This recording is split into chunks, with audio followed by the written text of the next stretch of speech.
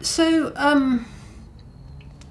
also taking you back, if you can remember, to the idea that you would need to draw on the work of other scholars, that you would need to draw on other sources to support the points you were trying to make in your essay.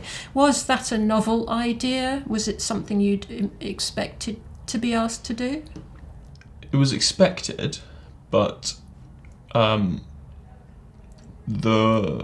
method was unexpected. Because at A-levels I'd used sources, but the concept of like engaging with the sources was novel for me. Yeah. So it was how do you actually use a source rather than can I just randomly find one? Yeah.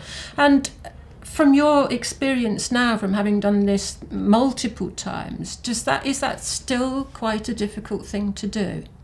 No, I'm much more able to think about the quotes and the sources, and the skill set rolls backwards into research as well. So I'll find a source on the library search, start reading it, and I'll be able to sort of pick up quite quickly whether or not I'm going to be able to use it. Not because it's necessarily a bad source, but the way that I personally write and the essay that I'm creating, sometimes they just don't quite fit together like they should do. And that whole using library search, how familiar do you feel now? How comfortable are you with that?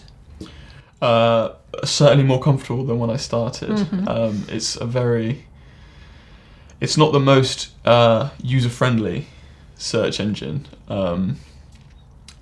but I think having the opportunity to be sort of walked through it is really helpful, and I think to some extent everybody finds their own style in using it and extracting use out of it. But yeah, I think for me certainly that all started with the foundation year and the sort of the explicit time that was set aside for us to get to know it and use it and explore the different settings on it. So